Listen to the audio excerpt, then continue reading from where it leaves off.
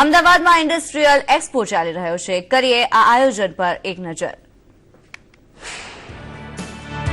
એસી ground ખાતે યોજાઈ રહેલા એન્જિનિયરિંગ ક્ષેત્રના ખૂબ વિશાળ આ એક્સપોનો આજે હતો લાસ્ટ ડે. આ એક્સપોમાં વિંગ સ્કેલ, વેલ્ડિંગ અને cutting equipment, machine tool, automation, material handling equipment તથા ઇલેક્ટ્રિકલ અને ઇલેક્ટ્રોનિક્સના 200થી વધુ સ્ટોલ છે. દરેક સબ્જેક્ટ પ્રમાણે અલગ અલગ ડોમ બનાવાયા છે. સૌથી વધારે ધ્યાન આકર્ષે તેવી બાબત એ છે કે વિંગ સ્કેલનું દેશનું સૌથી મોટું આ એક્ઝિબિશન છે.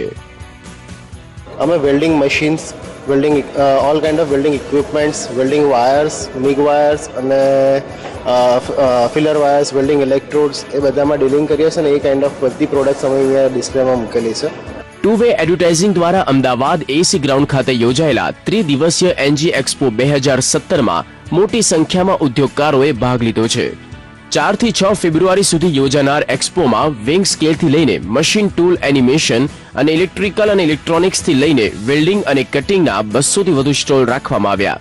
સતત બીજા વર્ષે યોજાઈ રહેલ એક્સપોમાં ઉદ્યોગકારોને કસ્ટમર્સનો ઉત્તમ સહયોગ મળી રહ્યો છે. એક્સપોને કારણે એક્ઝિબિટર્સમાં ઉદ્યોગોમાં 50% સુધીનો વધારો જોવા મળ્યો છે. એકચ્યુઅલી એક B2B એક્ઝિબિશન છે. B2B એક્ઝિબિશનમાં જનરલી હોલસેલ બિઝનેસ થતો હોય છે. અહીંયા કોઈ રિટેલ બિઝનેસ, કોઈ એક પ્રોડક્ટ વેચતું નથી. એટલે હોલસેલ બિઝનેસ ઓલમોસ્ટ લાખોમાં થાય છે અહીંયા. અને જે વિઝિટર્સ આવે છે 100% B2B વિઝિટર્સ હોય છે. અહીંયા કોઈ 1-2 પ્રોડક્ટ લેવા આવતું નથી. આમ એનજે એક્સપોમાં એક જ રૂફ નીચે એન્જિનિયરિંગની તમામ પ્રોડક્ટ મળી રહેતા વિઝિટર્સનો ખૂબ સારો આવકાર મળી રહ્યો છે.